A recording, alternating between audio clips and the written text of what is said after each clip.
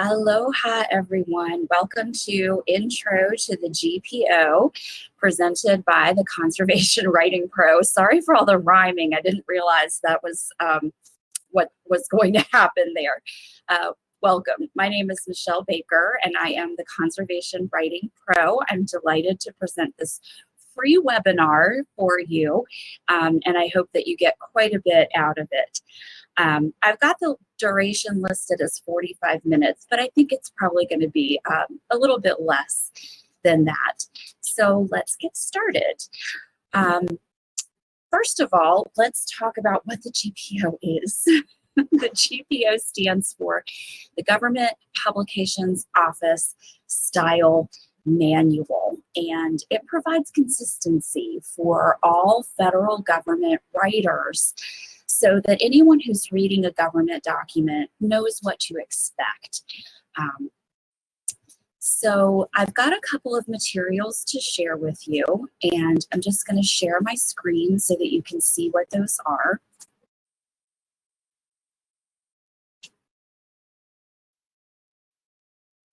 So there's a Adobe Acrobat file that's got the instruction materials. It starts with the introduction to the webinar, which you saw when you registered.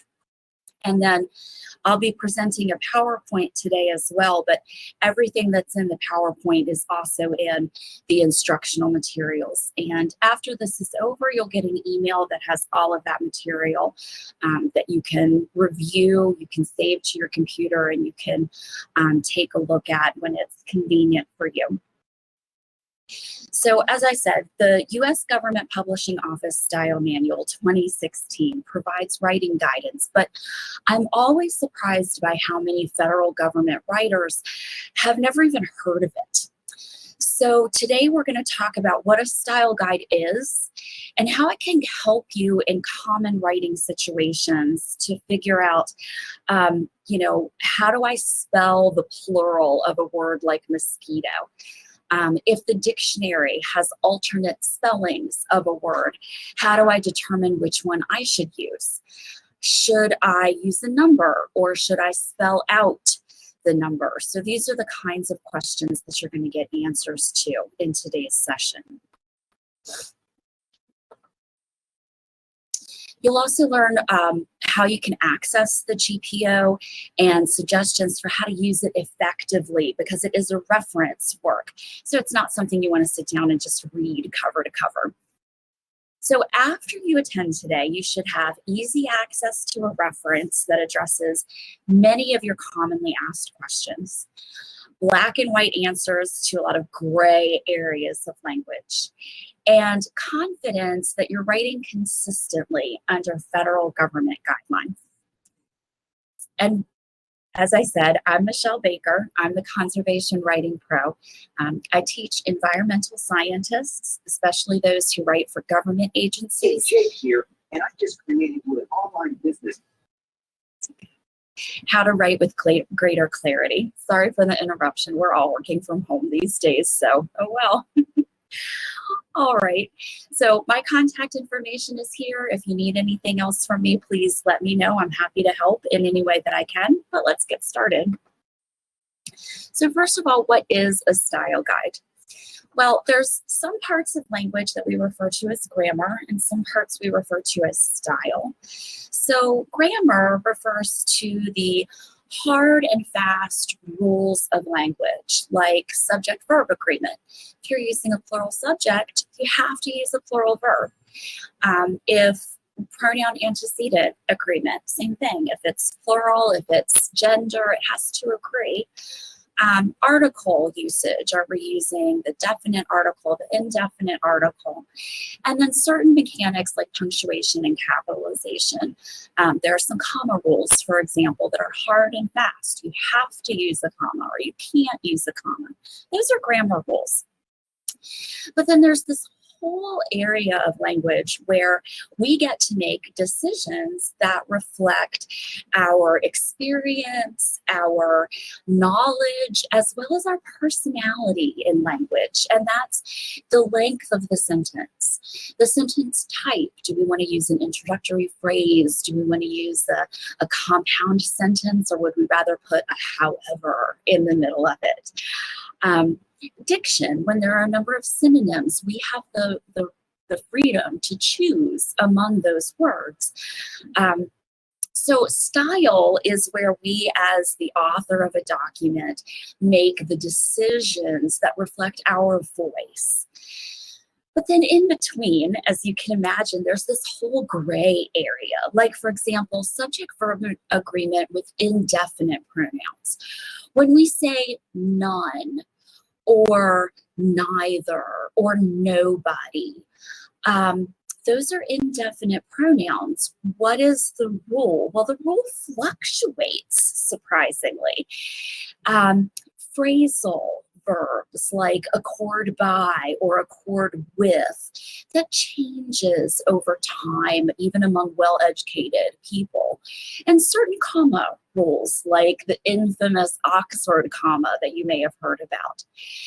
So what a style guide does is it provides consistency among a group of writers who all work for either the same organization or in the same discipline, so that they're all on the same page regarding these gray areas of language.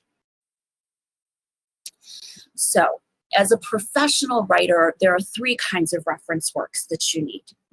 You need a grammar handbook. My favorite is Diana Hacker's A Writer's Reference. And just so you're aware, there are links in the PDF to Amazon pages. I do earn a small commission off of those, but it's very, very small, and I'll show you why. So A Writer's Reference is, as I said, my favorite grammar handbook. It's super easy to use for a lot of different reasons. It's got a spiral binding, so it lays open on your desk. It has a color-coded table of contents at both the beginning and the end of the book. It has little plastic tabs that are color-coded along with the table of contents, so it's super easy to find exactly what you're looking for. And while it's a college textbook, and it's updated all the time for that reason, the part that's updated is the citation section, which is not what you're buying it for. You're buying it as a grammar handbook. And the grammar hasn't changed in 30 to 40 years. So you can buy an old copy like this one, not from 1994. Quote old, right? And you see the 140 of them used from $1.47. That's what you should pay for this book. Okay, so just get an old copy at a garage sale or from one of these used buyers, and you'll have a grammar reference that you can feel confident and rely upon. The second kind of resource that you need is a style guide, and that's what we're talking about today. As I said, they address the gray areas of language, such as alternate spellings, certain comma usages, and the treatment of symbols, figures, tables, columns, all of that kind of thing. Those can be created by a press, like the Chicago Manual of Style, which you may have heard of.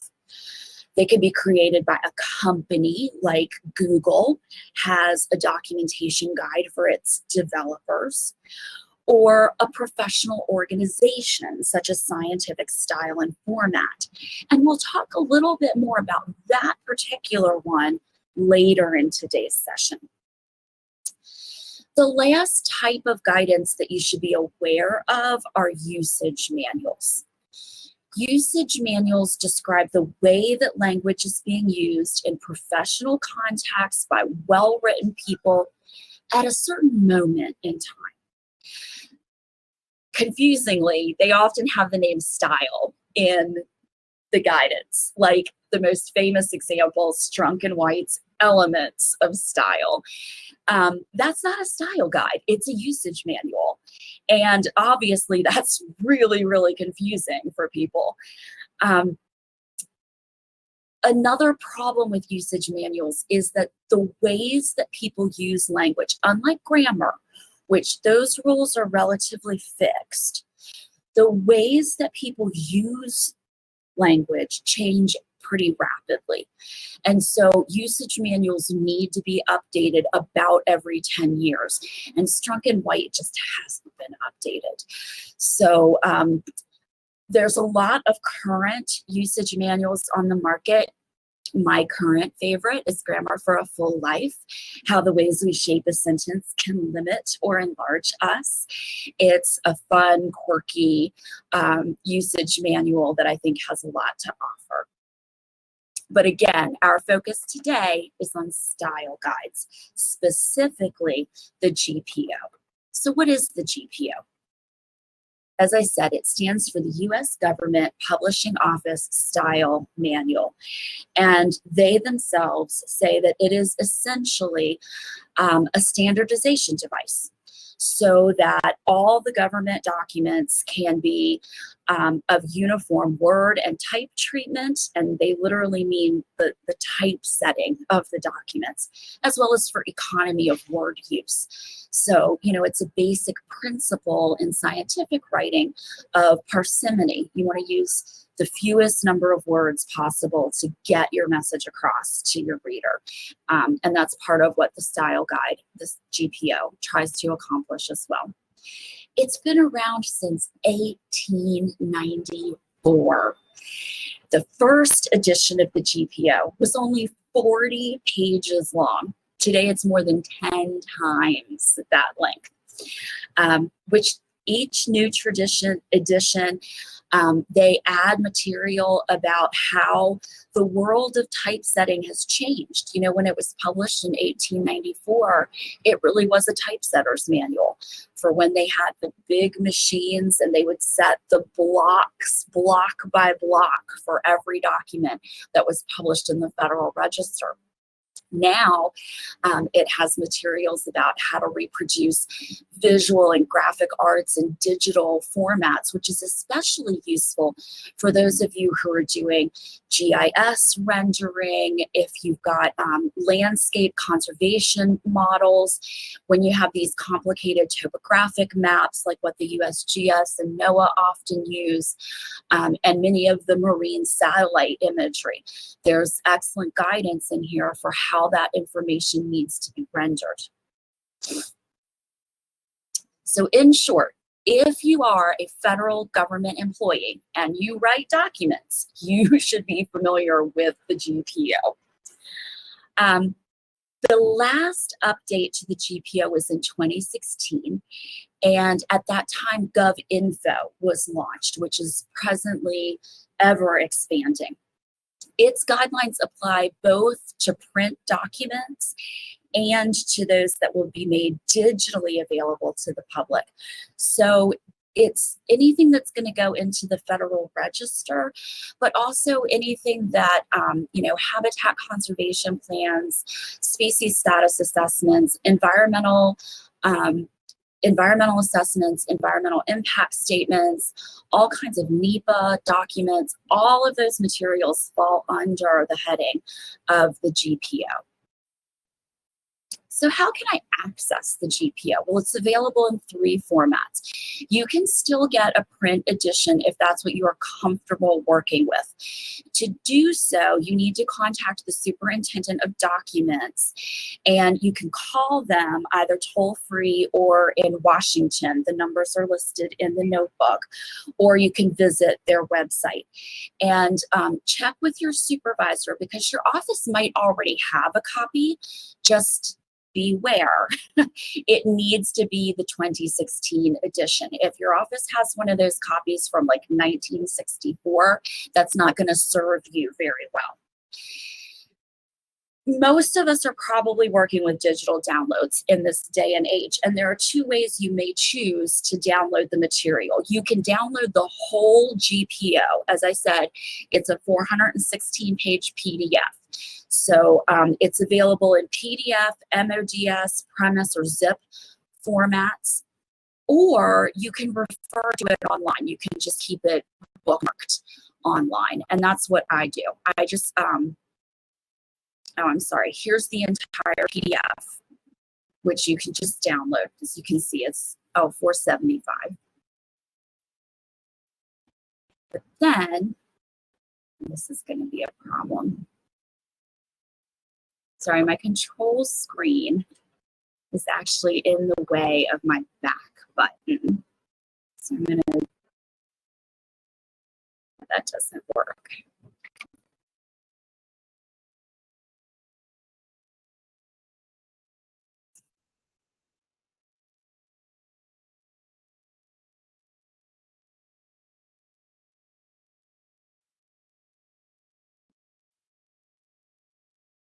Okay.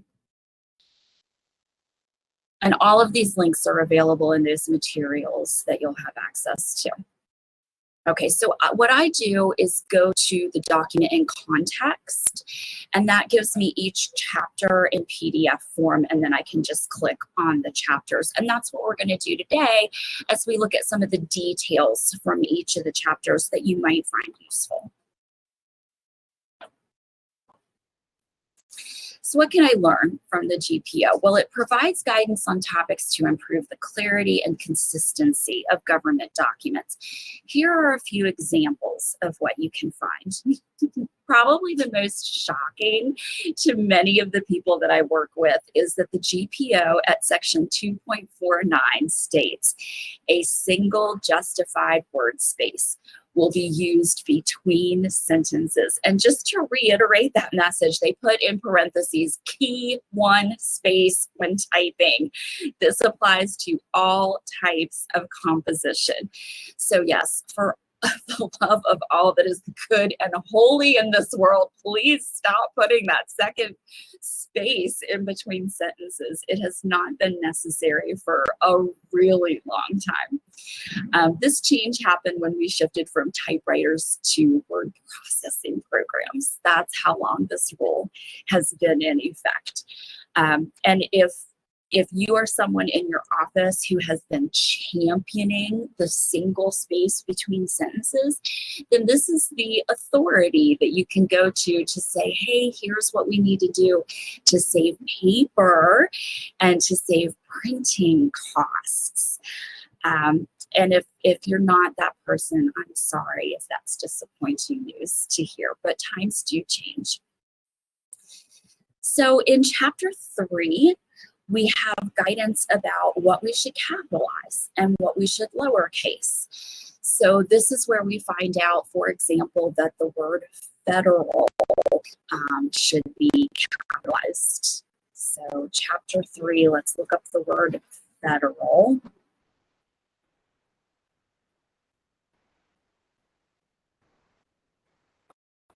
Yeah, so names of countries, domains, and administrative decisions. United States, also federal and federal government need to be capitalized. So if you've seen that in documents and you're sort of like, that looks a little strange, this is the rule. This is why we do that. Also, a common noun used alone as a well-known short form of a specific proper noun is capitalized. So what that means in practice, if you're talking about the District of Columbia, but you just say district, it should be capitalized. Okay, so there's all sorts of good nuggets in there. Chapter 5 talks about spelling. And you might think, gosh, I have a dictionary. Why do I need a whole chapter on spelling? Well, there are some words that have alternate spellings.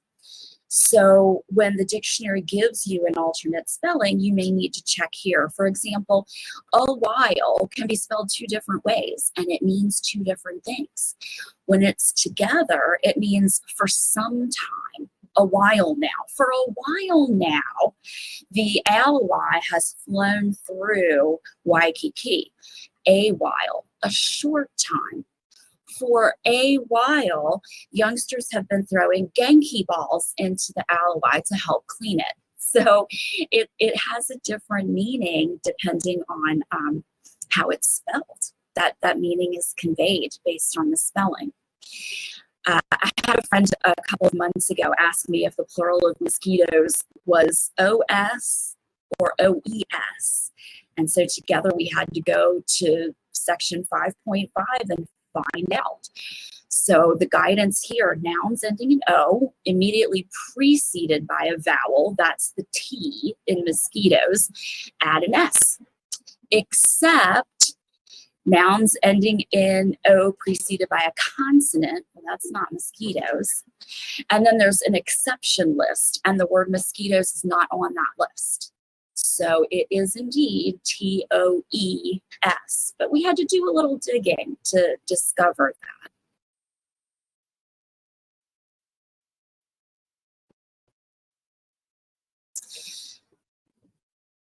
The GPO can also tell you when to spell words as compounds, as two separate words, or as hyphenates. So I get a lot of questions from my fish biologist friends about the word stream, stream bank, stream bed, stream flow. Is it two words? Is it one word? Is it a hyphenate? Well, chapter 7 has this fabulous table for compounding examples.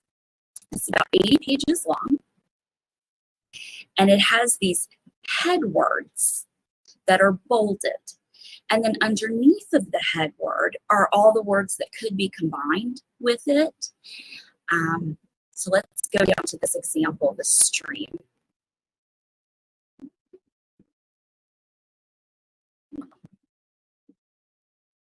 So you'll notice that all the words under the head word stream, there's no mark in front of them. That means they're all compounded. Stream bank, stream bed, stream flow, all compounds.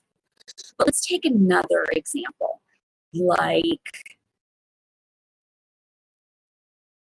sub as a prefix. Sub-Himalayan, or I would imagine sub, it says etc. So any other variant has a hyphen. Then you'll notice under sub-rosa, subspecies, etc., there's a hashtag. That's an editor's mark for insert space here. So those phrases should be sub space rosa or sub space species.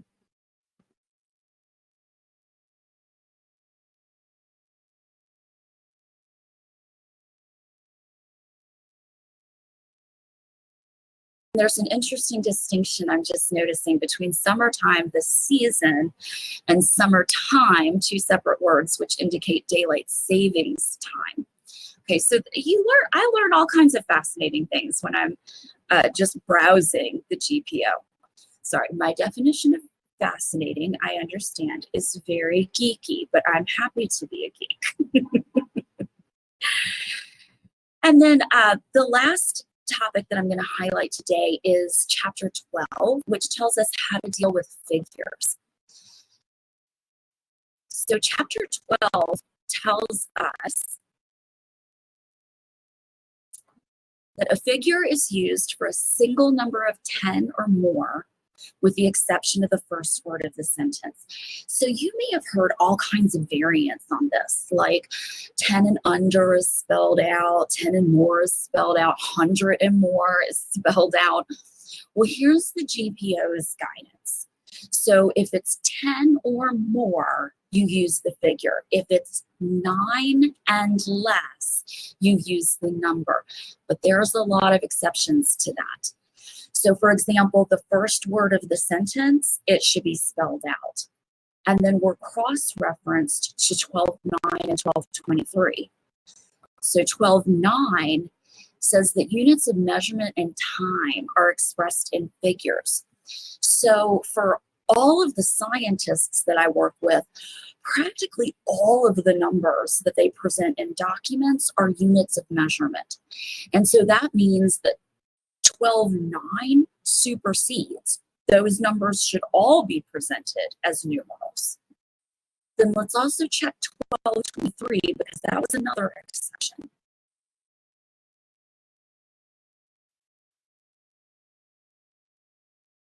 A number less than 10 is spelled out except as indicated in 12.5 and 12.9. Okay.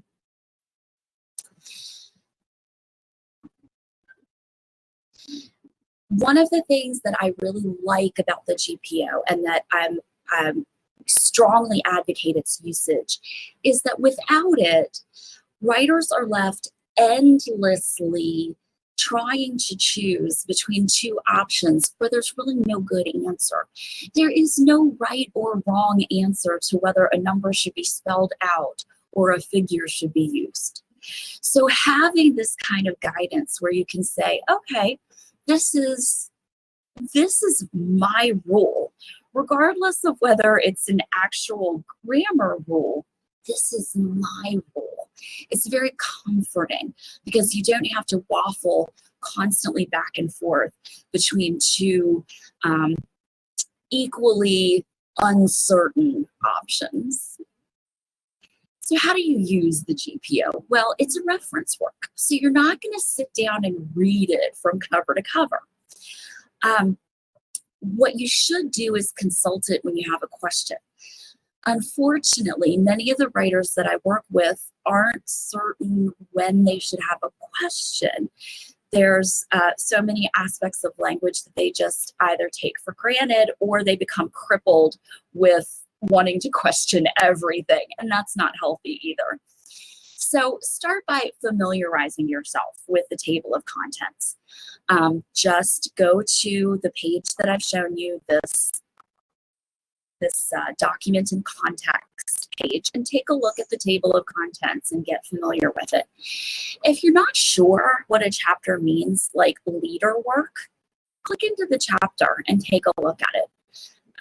I'll give you a clue. It's just tab sets, and it doesn't apply to most of the work that you do. It has to do with how your columns and your tabs are set in a document.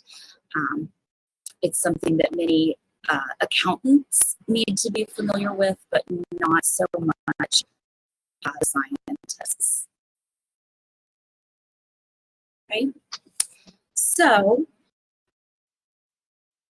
become familiar with the table of contents and then start asking questions. As you copy, edit, and proofread your own work, pause to think about the commas that you're inserting and taking out. Do you really know why you're doing that? What is the rule? And then start checking the rules. Do you know why certain words are being capitalized or not? And then check the GPO for the answers. Eventually, you'll find yourself doing what we just did a little taste of today, which is cross-referencing, looking at, 12.5, 12.9, 12.23, and together kind of cobbling together an answer. Then you'll find that you have to read certain sections a little more deeply, a little more thoughtfully to get the answer to your situation. And that's when you're beginning to master the reference work. So as I said, the GPO is not the only style guide out there. You may have to think about other style guides that could be relevant to the work that you do. So let me encourage you to consider the type of document that you're writing. Even for federal government writers, if you're working in external affairs, or if you are writing material that's going to go on a public-facing page like a social media platform, you will often find yourself writing under the Associated Press guidelines, which are very different than the GPO.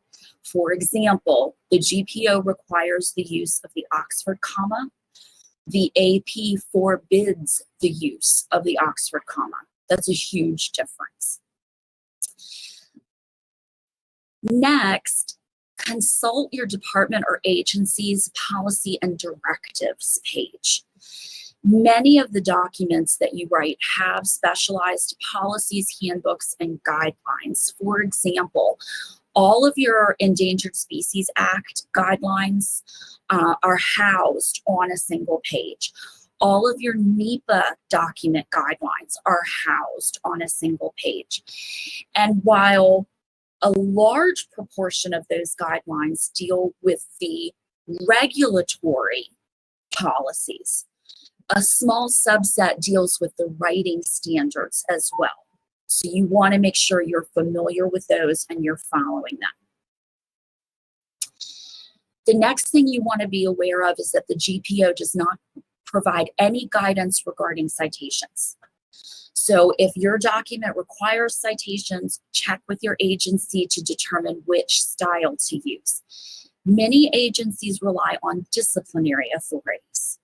So I've listed a few of them in the materials, but if you are an environmental scientist, you'll be following the Council of Science Editors. So their guidance can be found in Scientific Style and Format, which is currently in the 8th edition. And this is the home page for that, which is linked in your notebook. But also be aware that some of the agencies have already purchased, I don't know what the term is, it's corporate or business subscriptions for you. So when you go to the subscription options, some of you, if you're working on your VPN or from your work computer, you might have a login up here where you can enter your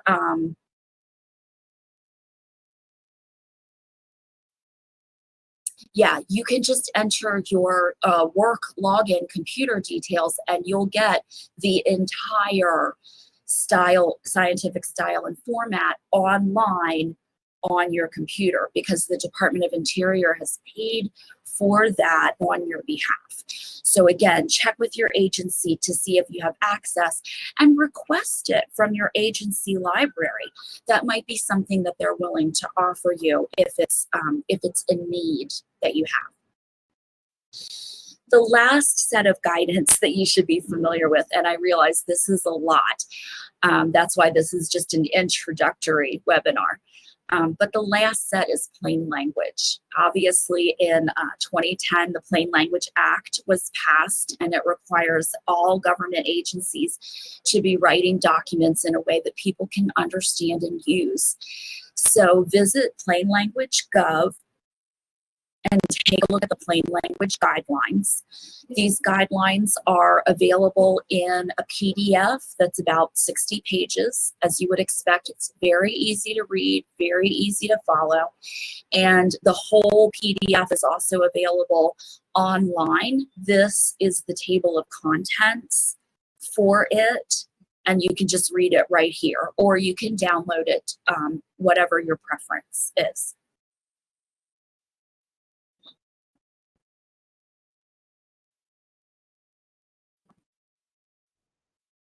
All right, so thank you so much. I hope you learned something that was useful today. I realize this was an introduction and that we really just skimmed the surface of a number of different resources. Please be aware that my website, Conservation Writing Pro, I offer a number of services, including training, consulting, and copy editing to help you write your conservation message with greater clarity. So if you need any help facing your writing challenges, do not hesitate to call or email. I am happy to help you in any way that I can. Thank you again for attending. I hope you learned something today about the GPO, and I hope to see you again on a future webinar. Thanks so much and take care. Bye-bye.